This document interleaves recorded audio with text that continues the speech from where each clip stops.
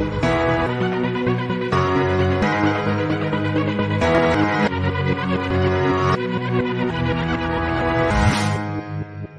qu'on a un peu duré mais di ci jégalu bu baax a baax xam ngeen ne liñ fi dajale tey c'est un rituel républicain mais aussi c'est une coutume administrative mu dajale ñaari kilifa ak njaboot gi kii di dem kii di ñëw. État nag dafa am ay coutume moo di bu yàlla dogalee dégg nga maam kii mission jeex kee di entrer en service dañ leen di dajale waxtaan ak njaboot gi di sant nag suñu borom bu baax di leen sant aussi cérémonie bi nag traditionnellement nii lay tëddee bu njëkk dinañ jox représentant personnel bi kàddu gi mu wax ci Mor Mbaye lu baax j'attends que lu baax la wax ci moom nous tous nous attendons que lu baax ngeen daal moom dafa am particularité parce que mook sama maam ñoo bokk tur ñoo bokk sant moo tax man depuis ministère maam laa koy wooyee et j'ai eu la chance que mu nekk sama directeur de cabinet te nekk naa daajam aussi pendant 4 mois lu bon yàgg nañu aussi donc loolu bu kooku paree moom dina jël kàddu gi ginnaaw yàlla aussi ci mbaaxam day dem ci mbaaxam aussi keneen di ñëw kii ñëw aussi laaj na mu waxtaan ak yéen ngeen xam d'abord à travers son visage mooy kan lu mu nar ak yéen bu loolu weesoo au nom de monsieur le ministre de l'énergie, du pétrole et des mines en ma qualité de superviseur de cette cérémonie de passation man aussi ma raax waxtaan ñu daal di ñaanalante ñu bàyyi nag ST ak njabootam ngeen koy continuer wéy liggéey bi. di wax rek lu ñu fi dajeel tey lii comme ni nga ko waxee lu wékkoog tradition état la yàlla su dogalee tey suñu kilifa nekkoon fii ànd ak ñun lu diir ñetti at di fi jóge tey war na tey personnel bi daje tey wax ci moom mbaax buñ ko xamee ak fu ñu jaar ak moom parce que yàlla dafa dogal ni moom buñ koy indi fii ci secrétariat technique bi dafa ñëw wéetoon lool mu ñëw ak benn kayit ñu ni ko kat da ngay dem pour créer benn structure bu ñuy wax secrétariat technique du comité national de suivi du contenu local bu yoree wàllu pétrole ak gaz mu doon kayit loogu metti woon lool amul bureau amul fu mu koy teg mu def kéemtulaay kàttanam ba xëy tey ba monter structure bii tey ñuy def ba def passation de service kon moom jaar-jaaram ci liggéey bu mu def ci structure boobu dafa doon la nga xam ni amul kenn ku nekk ci réew mi ku tegul bëtam ci lu mu def moom yàlla dafa dogal mu yàgg doon kuy liggéeyal état pendant 40 ans mu nekk di ko liggéeyal nekk au service de l'état nekk depuis 3 ans au service aussi du ministère du pétrole et des énergies actuellement tey mu doon ministère de l'énergie du pétrole et des mines mu nekk secrétaire technique bi def fi liggéey bu ëpp ayib liggéey ba nga xam ni ñëpp teg seen bët mu ànd ak personnel ba nga xam ni noonu mooy personnel bu mu ànd ak tey bu nekk fi tey ñoom ànd ak moom ci liggéey boobu yàlla dogal boobu ñu commencé liggéey ak léegi résultats yi ñu def ba léegi def nañ ko suñu rapport d'activité bu weesu en 2022 def ko suñu rapport d'activité bu weesu en 2023 mu doon liggéey ba nga xam ni chef de l'État ak gouvernement bu fi jóge woon yëpp gërëm nañ ko sant ko ci loolu nun lu ñuy def tey lu dul gërëm ko delloo ko njukkal tey ñaanal ko yàlla fu mu jëm yan na gëm fu mu jóge te fii lu mu fi bàyyi kat wóor na yàlla nun ñii ñëpp képp kenn su nun am na fu mu jaar ak yow am na fu mu la tette si wàllu administration wàllu xam-xam am lu mu def si yow ba nga doon tey loo doon tey si milieu bu ñuy wax ni contenu local milieu hydrocarbure parce que yàlla dafa def moom mu doon un expert dans ce domaine là avant mu fi ñëw expert boobu mu doon expertise bi mu doon ku si laabiir ku si amoon yéene si personnel mu formé nu ñun ñëpp képp lay kàttan bu nu mën doon ak fu nu mën di jóge mu am si laabiir ànd ak ñun si liggéey boobu ba yàlla may ko si ndam tey lu mu si may tey su yàlla dogalee tey ñu am beneen directeur beneen secrétaire technique bu ñëw bees ñëw war a continuer liggéey boobu dañ ko war a seedeel si moom que moom liggéey bu mu def tey si secteur bi di nga si teg sa bët mais soo xoolee lu mu fi jot exécuté boobu ba léegi si temps bu gàtt ak moyens yu néew nga xam ni kii yàlla am na lu mu si def la nga xam ni kenn mënu ko di remettre en cause donc lu ñuy def nun mooy nun personnel bi yëpp lu ñuy def lu gërëm ko ñaanal ko yàlla sant ko si lu mu nu defal li sant ko lu mu defal état xam ni c'était un soldat de la République c'était un mentor pour nous c'était quelqu'un ba nga xam ne nun suñu kilifa la woon mais kilifa ba nga xam ni ku daloon la woon si noonu kilifa la ba nga xam ne mosuñoo wax naka sul noonu kilifa ba nga xam ne bu matoon kilifa la parce que il n'était pas un chef il était un leader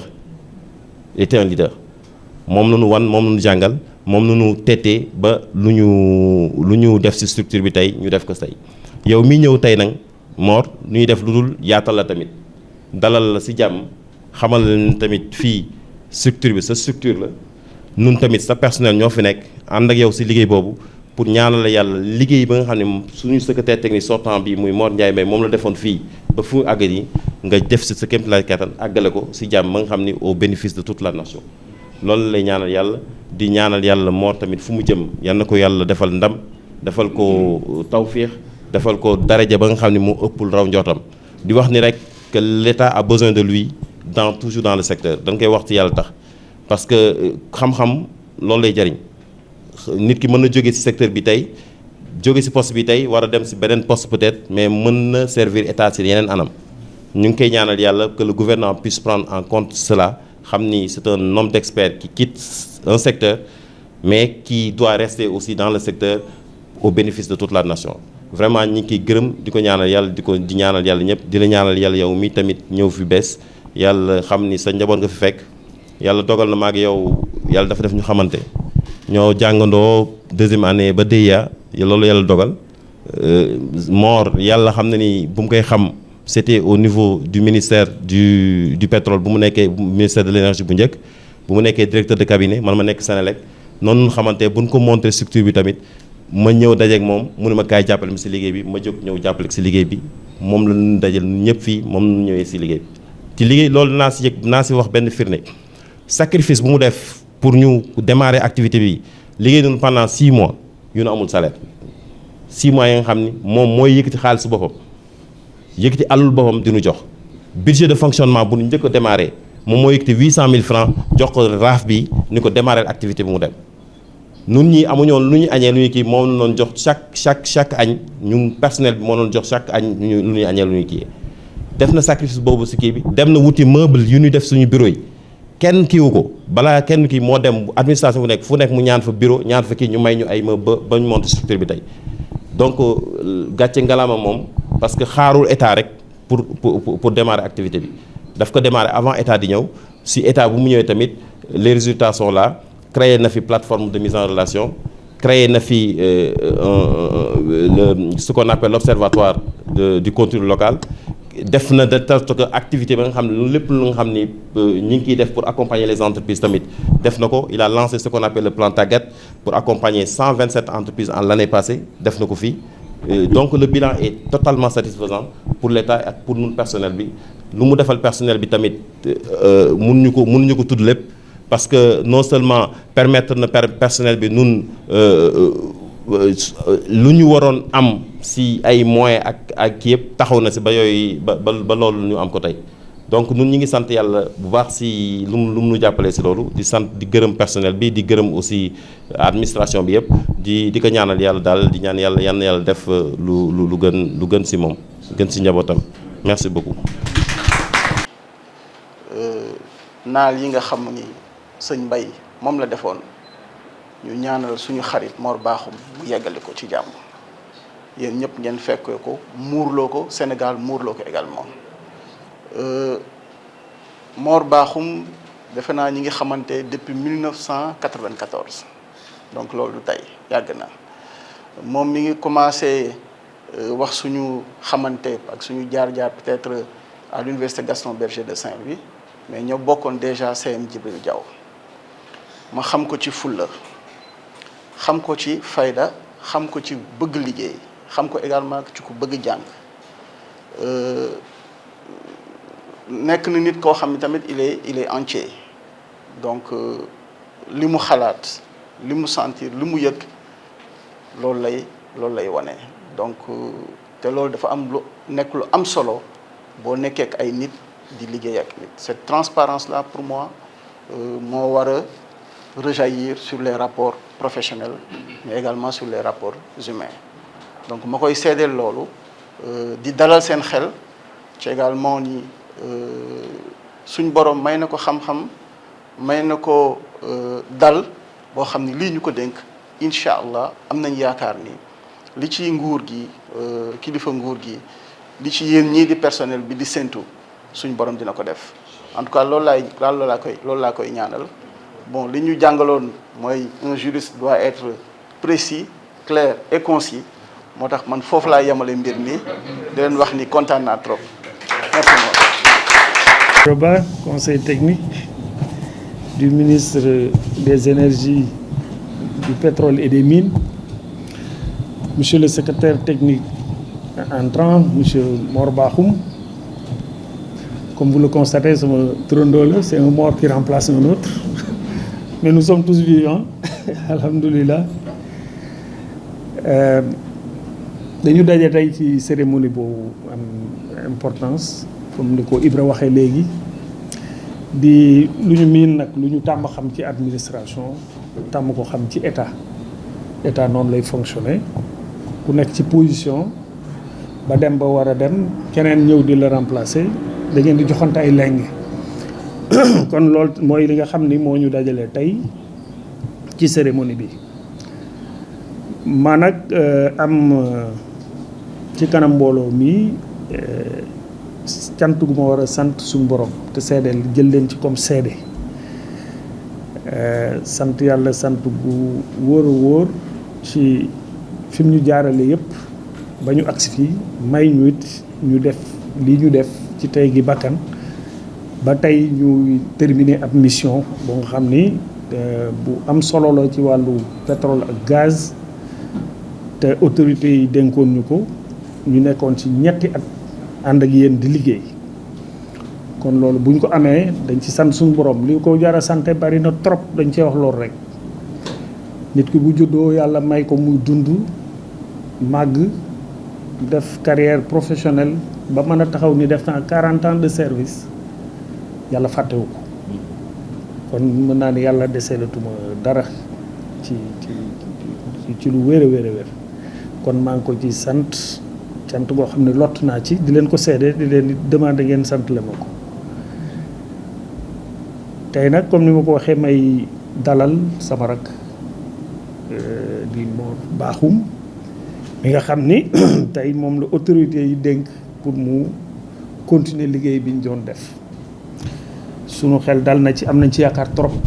sunu jataay bi ñu am sànq yàgg na trop defe naa ni lañ doon wax bu amul woon solo duñ fa toog temps boobu yëpp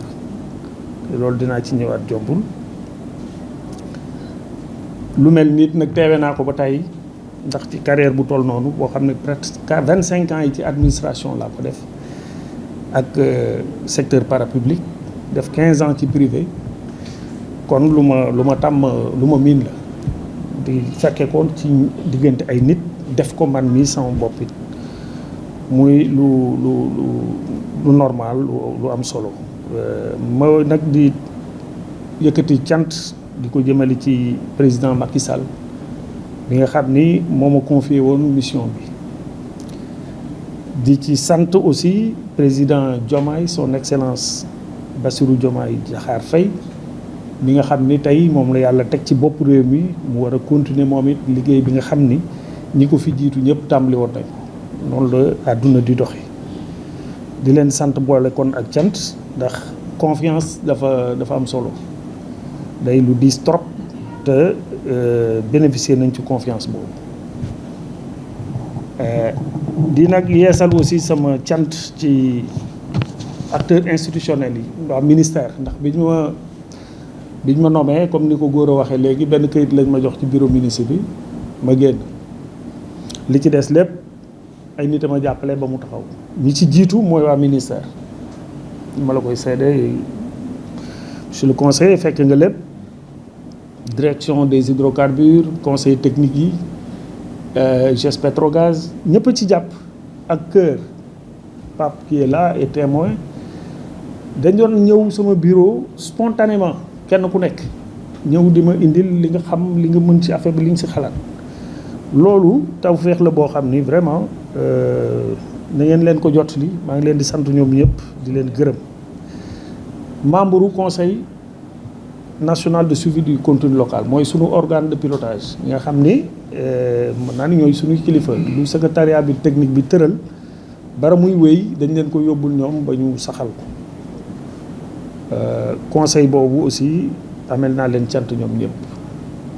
dama amoon nag double casquette ndax en même temps secrétaire technique dama nekkoon administrateur du fonds d'appui au développement du contenu local fonds boobu aussi am conseil d'administration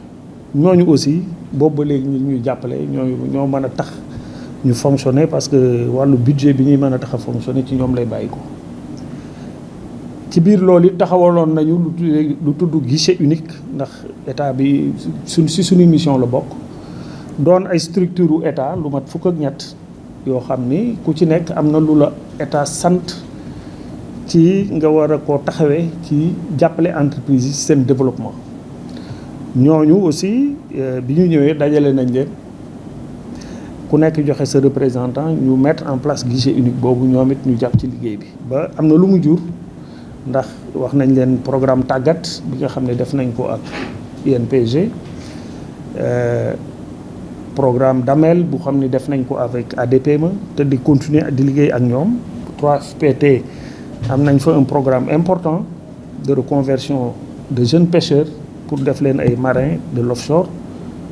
lañ ci jublu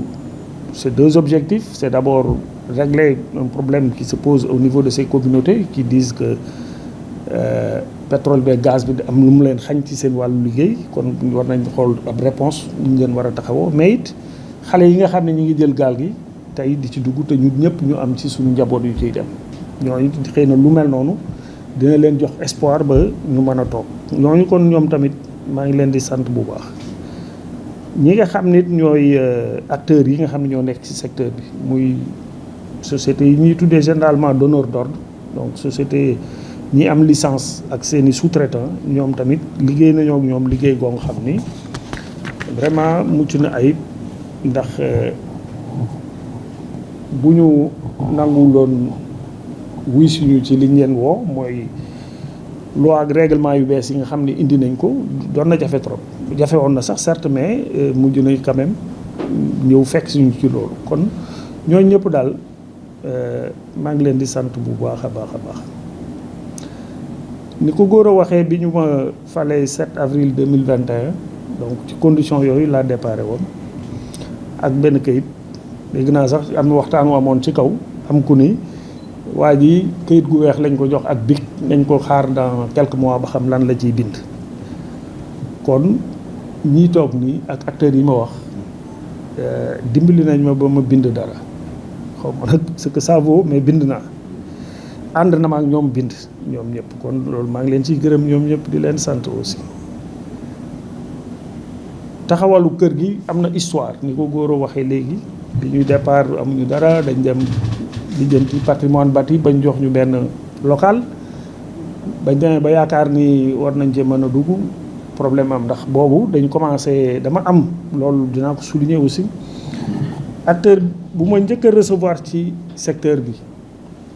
dafa ñëw seet si ma xaw ma ko ku ma xamoon ci économie numérique moo ma ko indil mu ñëw ñu waxtaan truc ku contenu local intéressé mu dem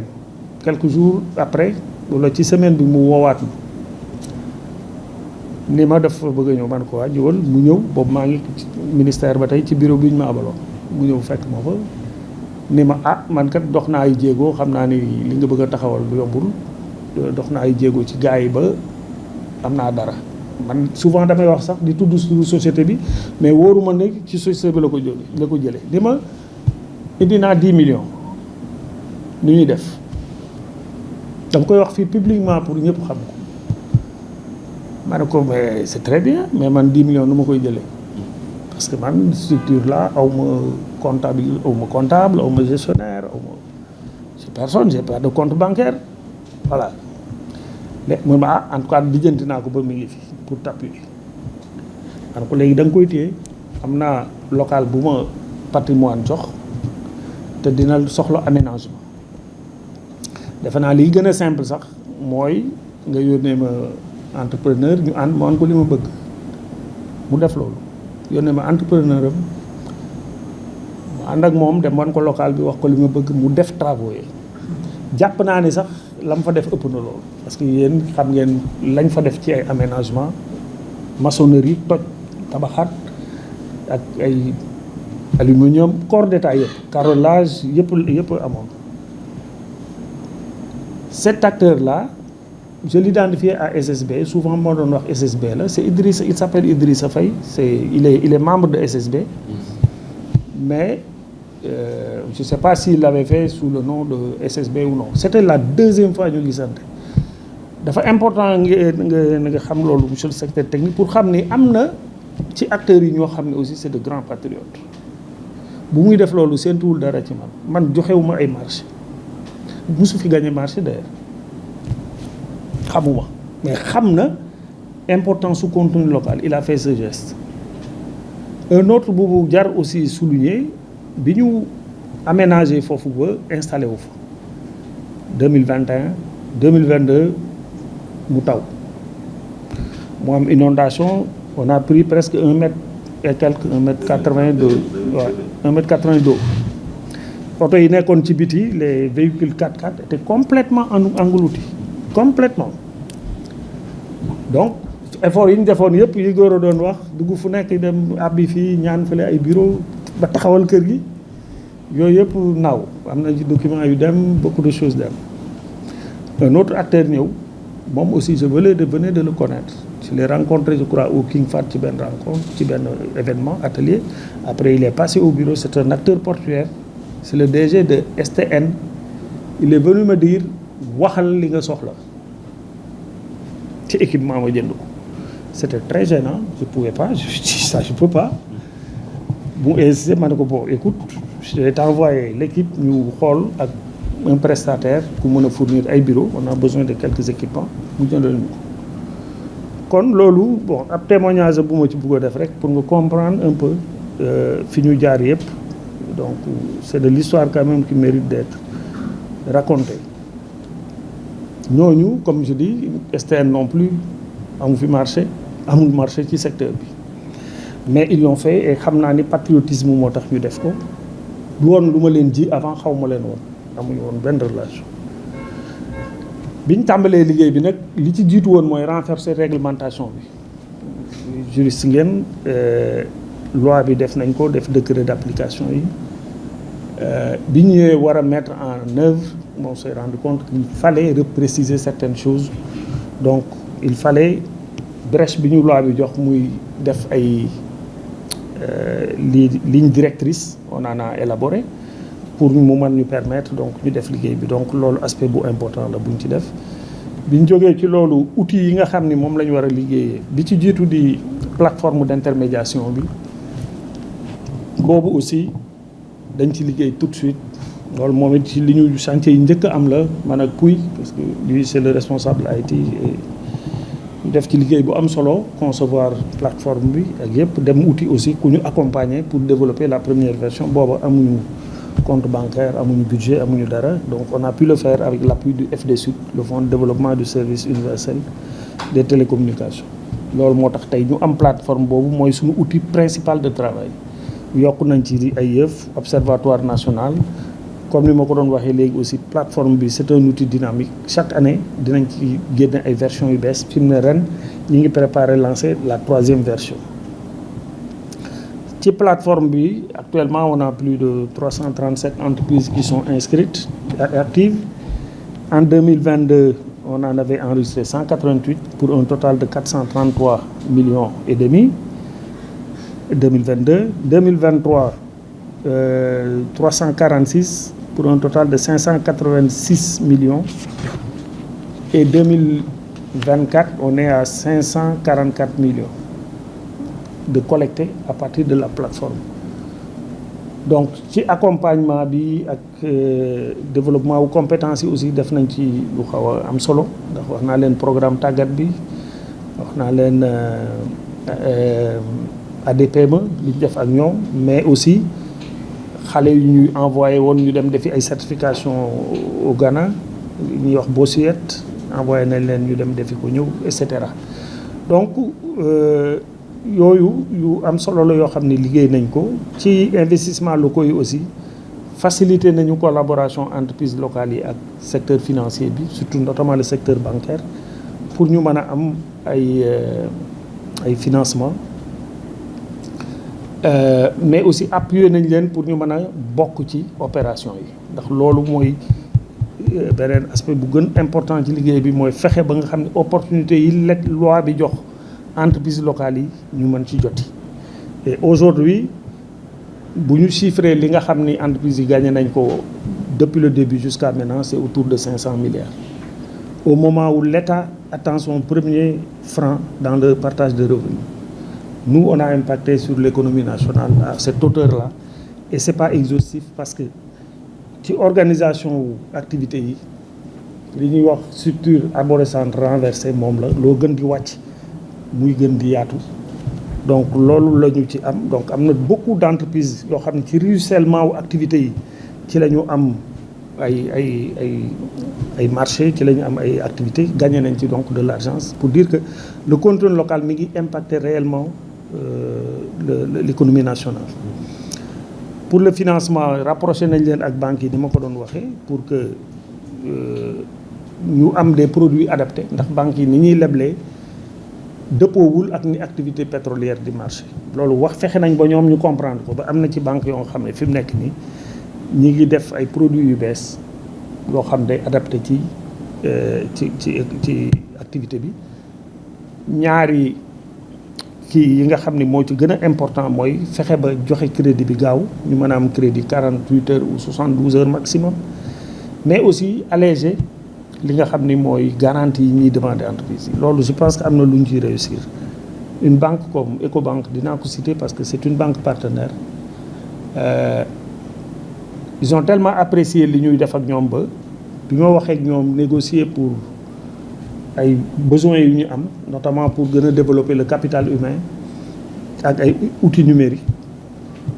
j'ai été surpris que ñoom ñu accepté ma defal une subvention de 100 millions je le disais tout à l'heure musuma gis banque buy subventionner une structure c'est une subvention du prêt du leneen subvention et la première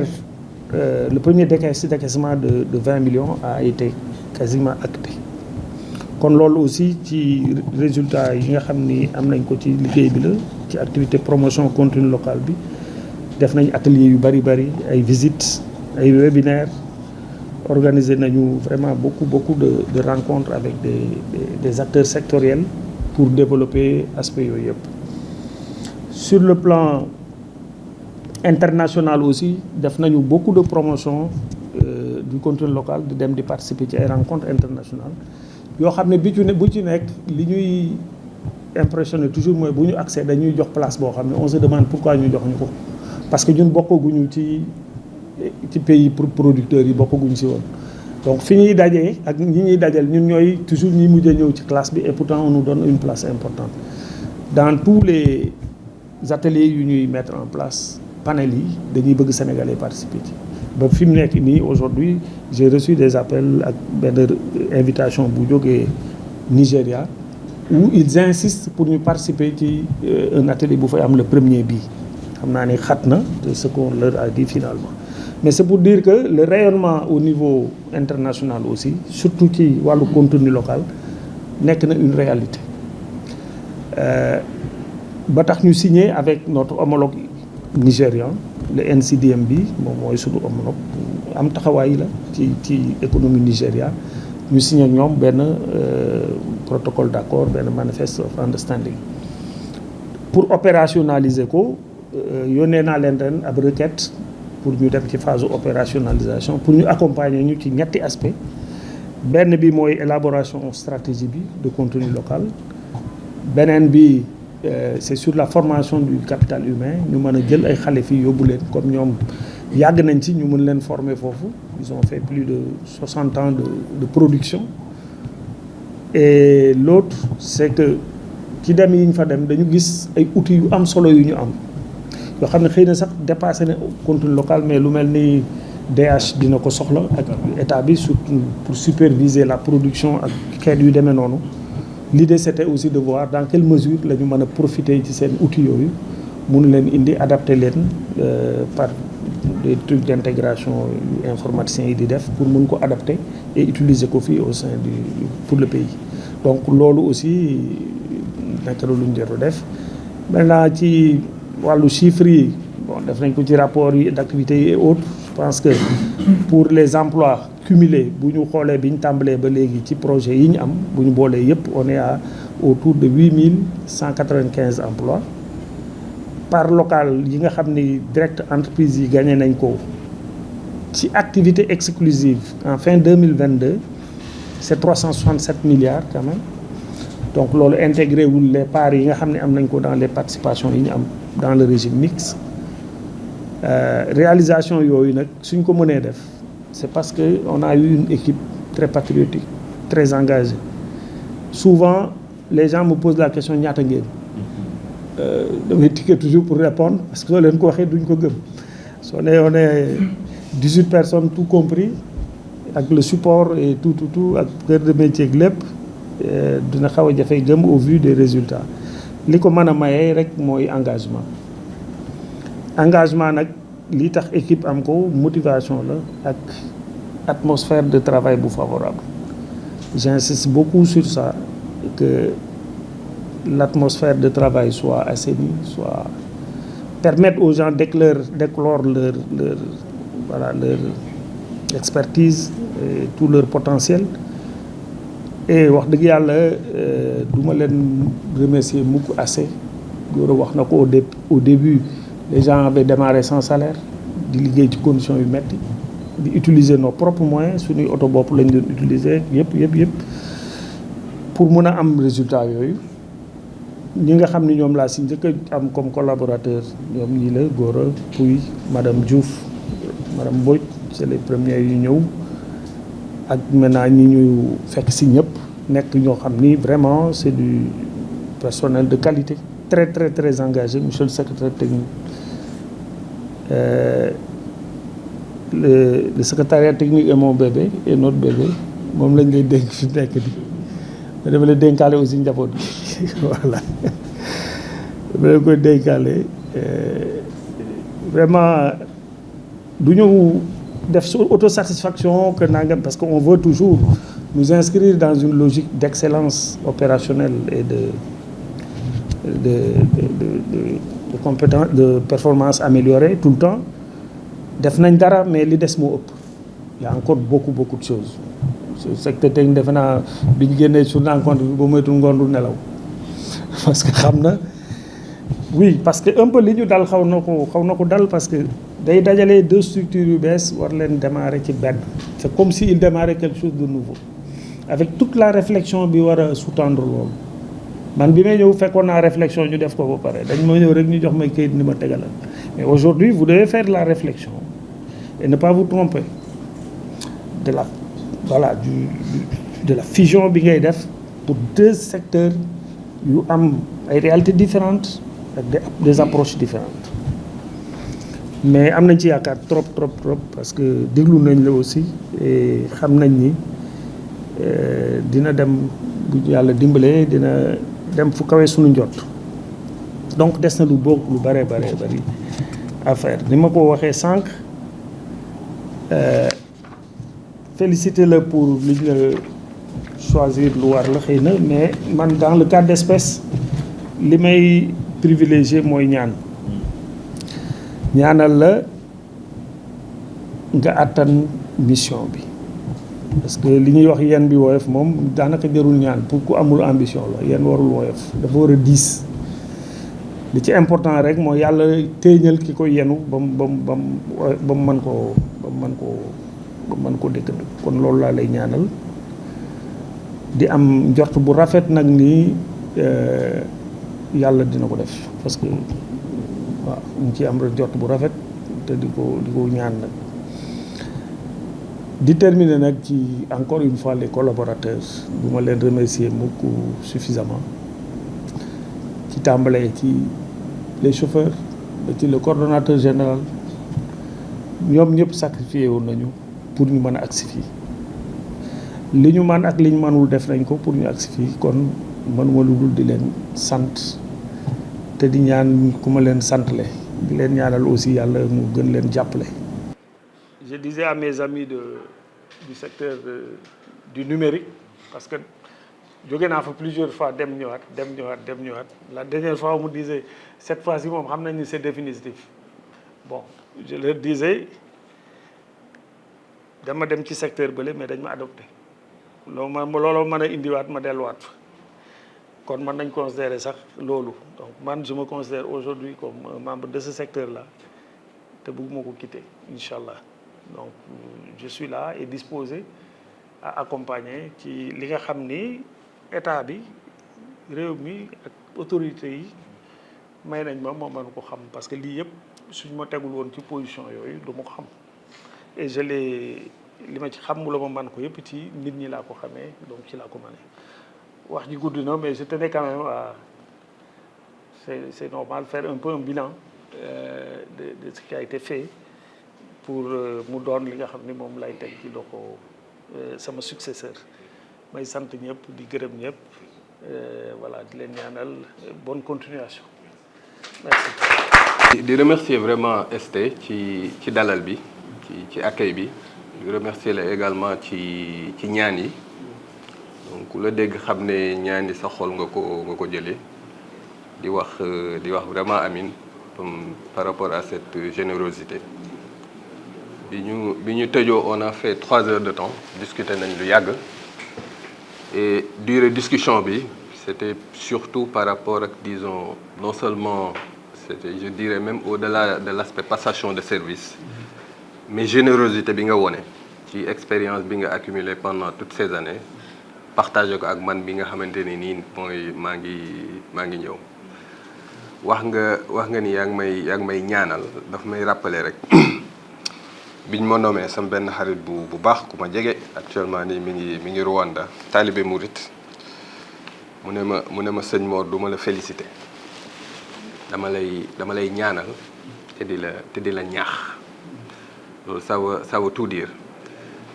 que ñëwuñu fii déjà egsi ci position bi pour c'est pas du tout une fin en soi un accomplissement maanaam dama ko jëlee comme début benn mission avec benn challenge boo xamante ne nii ñu ngi koy commencer pour liggéeyal suñu réew dinaa ci dellu si. di remercier également CT représentant suñu ministre de tutelle ak suñu kilifa yi di profiter de cette opportunité également pour remercier kilifa yi ma nommé fii parce que bu dul woon ak seen kaddu. maanaam peut-être ak wóolu buñ ma wóolu duñ ma nommé secrétaire technique donc dañu commencer par le président de la République son excellence monsieur Diomaye Faye premier ministre Ousmane Sonko ak notre ministre de tutelle Birame Souleye Diop. après remerciement yooyu am na ku ko wax léegi peut-être je pense que c'était là mais peut-être que dinaa leen jox opportunité pour wax leen ci man tuuti. du ma koy def nag c'est très très très rare que je parle de moi-même à la limite yaakaar naa ni ñu bëri dinañuy liggéey ak man te duñ ma xam yaakaar naa ni c'est très important dans ce cadre peut-être que ngeen am un aperçu tuuti ci je dirais pas sur mes qualités peut-être humaines individuelles loolu ak le temps di ngeen ko mën a xam mais peut-être ci sama jaar-jaar tuuti je suis un pur produit de l'école sénégalaise fi laa juddoo fi laa màggee fi laa yaroo fi laa fowee jànge Thiès ba am bac comme ngóoram yi nu mu ko waxee dem université Gaston Berger maanaam kii di sama xaritu benn bakkat mi maître Abdallah Dieng nekk au barreau du Sénégal tey bokkoon nañu nekk UGB def fa première année ba 4e année am sama maîtrise def fa sama DEA en droit économique et des affaires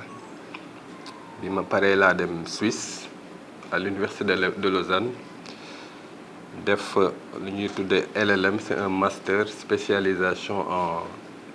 droit européen et en droit international économique defaale fa également sama thèse en droit de la concurrence thèse bi maa ngi ko soutenir en 2006 ça ne me rajeunit pas donc déjà ça va faire 20 ans dans 2 ans Abdallah mi toog moo ma accompagné woon bi ñu doon jël train di jógee Genève di dem Lausanne pour soutenir ko ba ma paree loolu j'ai eu l'opportunité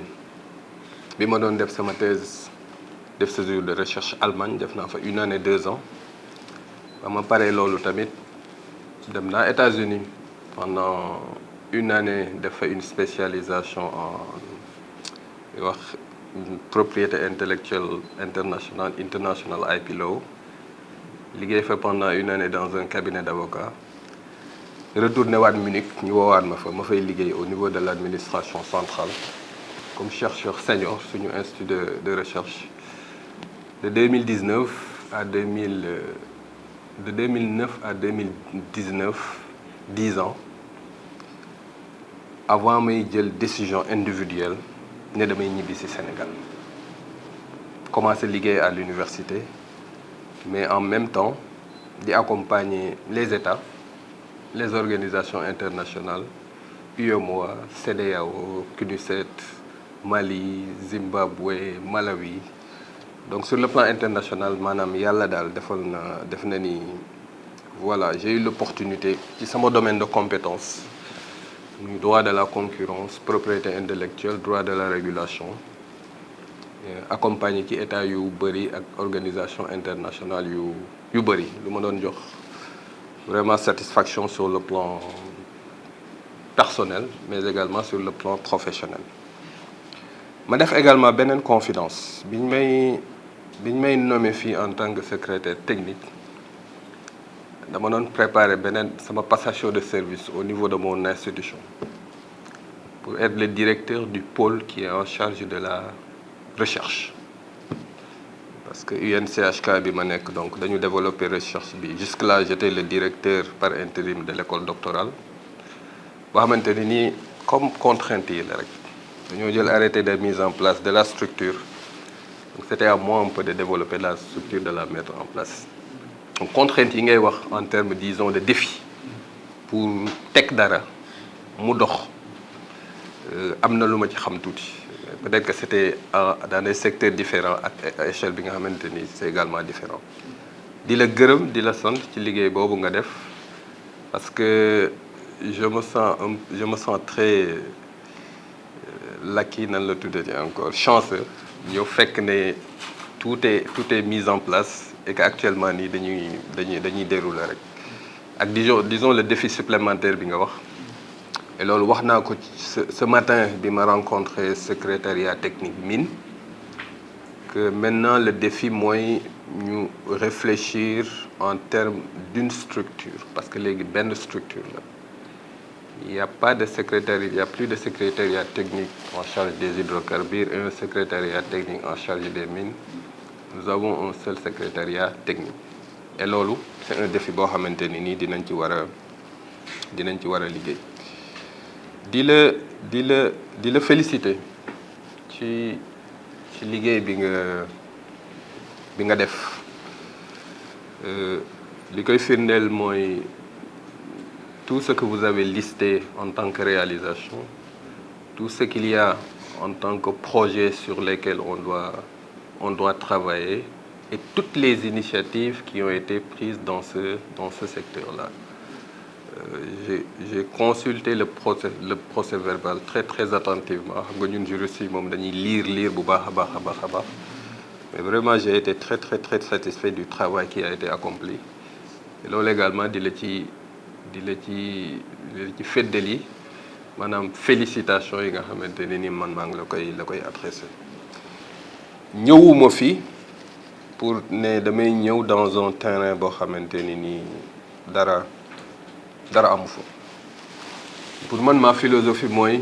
continuation lay nekk par rapport à ce qui a été fait. Lu ci baax ñu jéem ko consolider bu baax a baax projet yi fi nekk ñu jéem ko continuer. Axe d'amélioration, et on en a déjà parlé dans votre bureau, axe d'amélioration yi aussi ñu focaliser ko pour jéem ko def ensemble.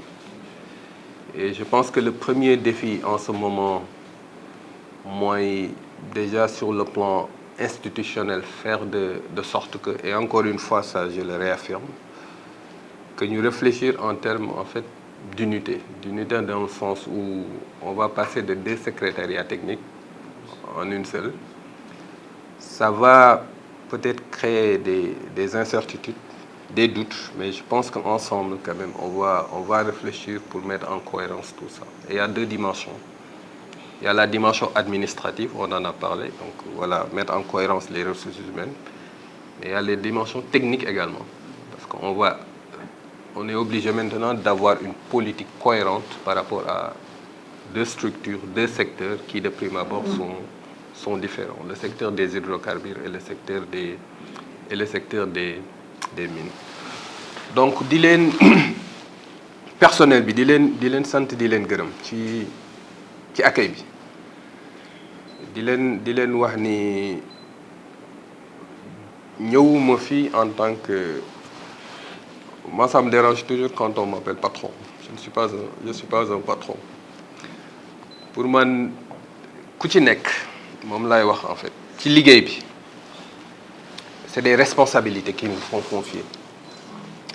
Et je dis que c'est des responsabilités à la fois individuelles et les responsabilités collectives. bi ngay wax ne daa ngi sant personnel bi da ngaa sant chauffeur bi ba ci top management bi. Pour man ku ci nekk à ton niveau dafa am responsabilité boo xamante ni nii moom lañ la jox individuellement nga war ko def. Et c'est la somme de ces responsabilités individuelles là moom mooy ñuy permettre ñun ñëpp ñu atteindre une responsabilité collective. Quand il y a des réalisations, ce sera pas, disons, au bénéfice du ST. On va les considérer comme les réalisations de la structure. Réalisation boo xamante ni nii ku ci nekk ci sa pàcc ci liñ la dénk ci liñ la war a doxal def nga ko ci. Man noonu laa ko gisee. bugguma guddal comme wolof bi moom dafa xaw a dëgg di leen wax ni voilà tëjaluma sama bunt kenn. Sama bunt mi ngi ubbeeku na pour ñëpp. Aussi di leen il y a une approche également très inclusive du management. Nekkuma nit koo xamante ni nii dama naan man maa xam lépp man maa mën lépp. Ku ci nekk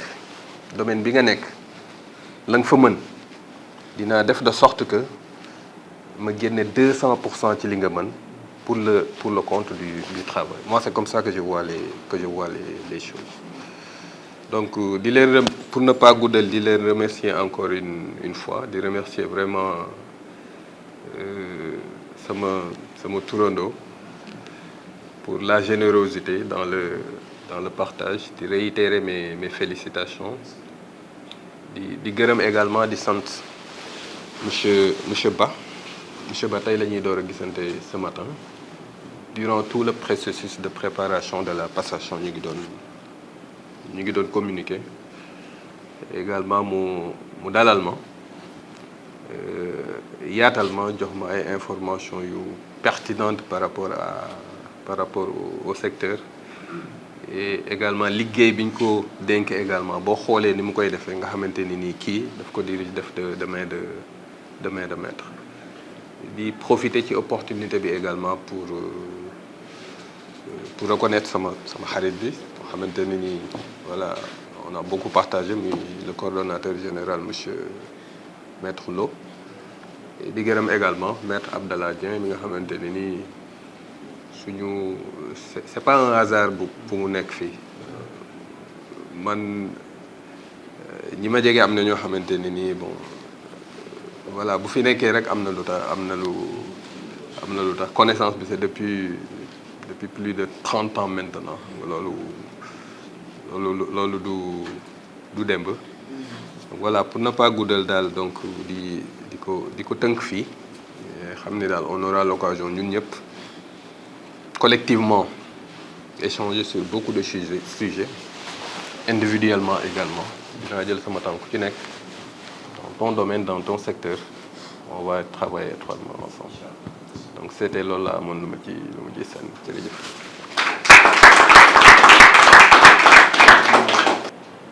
J'ai eu la chance de travailler avec lui pendant longtemps dans le secteur. D'abord en tant qu'agent, en tant que chef de service, en tant que directeur. Et il était notre directeur,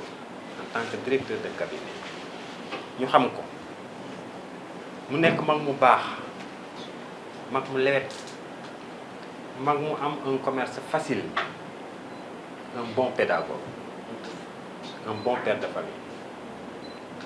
musuma defal dara bien que nag sama maam la maa ngi koy wax ñëpp fekk mais seede naa yàlla moi je fais partie des agents de l'État qui ont prêté serment comme maître donc duñu wax lu ñu bëgg duñu wax aussi safaan mooy dëgg maa ngi leen di seereel ne durant tout le temps et depuis 2012 à date on est ensemble dans le secteur xam ngeen yàgg na maa ngi leen di seereel ne la bi mu ñëwee fekk ma fa ba nii ni ma ko gisee woon noonu la mel soppeekuwul kon man dama ne rek dama koy ñaanal bennam ñaan na am gudd fan ak wér parce que bu la yàlla baaxee jaarale la fenn fi ba nga egg à un certain niveau te suñ borom parewul ci yow sant ko doy baax dañ la koy santale di ko santale waajur yi di ko santale sëñ bi nga xam te ñu bokk ko te muy dëgg li nga xam ne nii fa nga jubloo yal na la fa sëriñ bi nga wax ne teg ko ne taxaw di la fa xaar ànd ak yow nag ba fa ngeen ko bëggee te day am barke borom Touba maa ngi lay seereel lool ci kanam njaboot bi leneen li ci Mor mii la xam nga Mor lu tax sama xel day gën a dal bi ma ne yàgg yéen a bokk classe parce que kii leer na ma ne il ne s'accompagne pas de médiocre parce que je le connais on a beaucoup travaillé ensemble dans le secteur gis nga secteur de les bonnes personnes on les connaît il en fait partie foog naa ko fa fekkul gis nga bi muy dem na nga ko laaj on a tout fait pour le retenir à la Sénélec man nii ci laa bokk mais les enjeux du pays étaient tels que Sénélec amoon na envol et il fallait quelque chose ici te dafa bokkoon ci ñi nga xam ne amoon nañ yaakaar ci moom te nag bettuñu aussi wax na la toog nañ 6 mois sans salaire kooku kooku bëggoon travailleur boobu bëggoon def loolu nga gis jikkoom bu baax la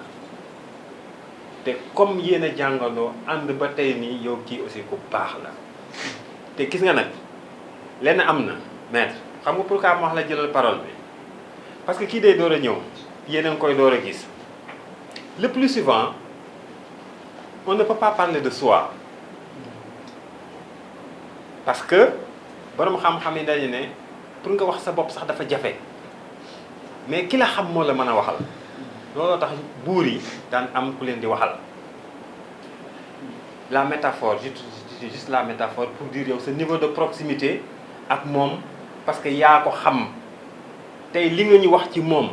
góor sax moom mën naa ko parce que góor on est mën nañu wax sax ne su waxee dañ naan ñun ñoo ànd mais yow li nga wax mooy dëgg bu baax la on a beaucoup espoir en vous, à commencer par les plus hautes autorités te am nañ yaakaar lool ne li ñu yaakaar ci yow ba tax ñu dénk la mbir mi suñu borom dina la taxaw ba nga matale ñoo tax ma ne dama la koy ñaanal. On ne doute pas d'un seul iota que, eh bien, vous allez prendre en marche ce train-là et vraiment l'amener à bon port. Avec tout le système de développement yi koy àndal afin que l'entreprise soit encore plus forte, plus rayonnante, plus dynamique et atteindre les objectifs à vous assignés. ñoo ngi la koy ñaanal yàlla na la ci yàlla jàppale. te rafet naa ci njort aussi na jàpp parce que gis nga ñii c'est un personnel qualitatif. xam nga dans la dynamique des organisations on ne juge pas la performance des ressources humaines à travers le nombre déedéet gis nga une équipe de 2-3 personnes bañ dañ ko sax borom xam-xam yi équipe 3 lañ koy def te pourtant ce sont eux qui ont révolutionné la science et la technique donc le nombre n'est pas important Mor vous avez un personnel qualitatif li am ba am moo di gis ngeen ni ngeen nekkoon ak Mame Mor mii continuer leen ko ak Mame Mor mii Mor mooy remplacer Mor dem Mor toog vous restez ensemble donc restez unis restez soudés et inscrivez-vous comme disait li ma doon wax ci ñoom madame Bokoum ce matin dans la perspective du changement c'est extrêmement important parce que chance bi ngeen am moo di vous avez déjà participé à mettre en place des fondations kenn gënu leen xam fii ma leen xamal lu leer kenn gënu leen koo xam kon c'est à partir de yéen seeni dynamique la ñuy impulser les changements nécessaires restez ensemble soyez ouverts aux autres mutualisez-vous et faites de sorte que les résultats assignés au nouveau ST soient des résultats concluants yéen rek yéen a ko mën a def yal na leen ci yàlla taxawu ñoo ngi leen di sant leen gërëm loolu laa waxoon ne dinaa ko ci yokk te mais véritablement aussi je saurais transmettre tout ce que vous venez de dire à monsieur le ministre ben pour que de plus en plus que eh bien les autorités soient davantage plus proches de vous parce que nag c'est important dans le portage institutionnel de certains de vos projets de certaines de vos initiatives il faut nécessairement un portage institutionnel sans cela du leen dem mais je saurais véritablement traduire ça auprès d'eux et je sais que Mor aussi va prendre rapidement le train en marche et dès demain ou la semaine à venir aller embarquer tout le monde dans la dynamique de tout ce qui devra se faire dans ce secteur-là yal na leen yàlla taxawu ngeen baal ma àq jazakumullah xayran